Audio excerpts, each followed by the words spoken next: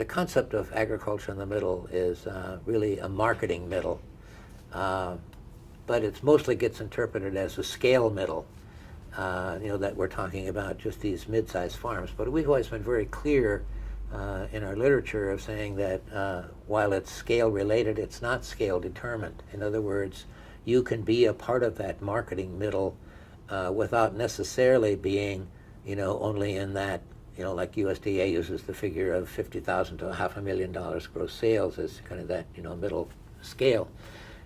But you can produce more than $500,000 in gross sales and still be in that middle market. And what we mean by the middle market is you have, right now, most of our food system is determined on the one end by the undifferentiated commodity market, which is, producing as much as possible, as cheaply as possible, and it's not differentiated in any way.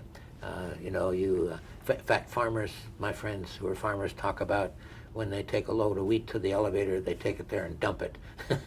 So you get rid of it. I mean, there's no way you trace it back to the farm or any other kind of relationship around that. And then at the other end of the scale, you have the direct markets. And these are where you have the farmers markets, you have the CSAs, community-supported agriculture, where the farmers are selling their product directly to people that they engage with. There's a market in between those two markets.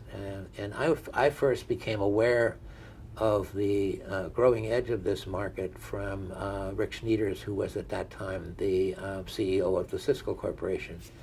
And he told me once, he said that the growing edge of the market in food service, like a company like Cisco, is about these highly differentiated food products, that people wanted a product.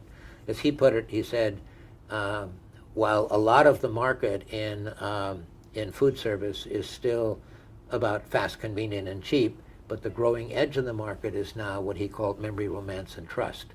And what he meant by that is you want to have a product out there that is so good, the quality is so good, that when your customer eats it, they say, wow, where did that come from? I want that again. So they build that memory connection. And then he said the people who want that kind of quality food, they also want to have, they also want to feel good about it, so they want to have a good story that comes with it. So some of them want to know that the farmers are treated fairly. Some of them want to know the farm workers are paid fairly. Some of them want to know there was good environmental stewardship all the way from the farm to the table. They all want to part of it, so you have to have that story. And then thirdly, he said, and perhaps most importantly, they want a trusting relationship, so they don't have to worry about things. So he said, this is the growing edge of the market now, and he said, the big commodity farmers are not going to supply that market because they've already made their huge investment in producing as much as possible of an undifferentiated commodity. And the farmers who are doing the direct marketing are not going to get to the kind of scale that can meet the requirement of the amount of product that a company like Cisco needs. And so he said it's the farmers in the middle who are the farmers of food service. In other words, it's those mid-sized farmers who can produce these products on the kind of scale that they need, but are small enough that they can still innovate and bring that differentiation, into the marketplace.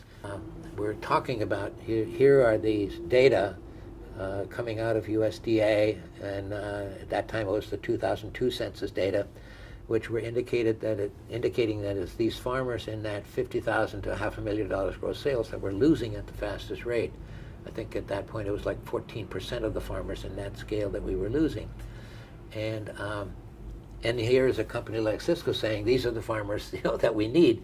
So we need to figure out how to connect these dots here. That's essentially now what we call the agriculture of the middle. It's that market middle, and it's scale related. It is primarily addressing those mid-scale farmers, but it's not limited. We can have smaller farmers and bigger farmers who can be a part of it.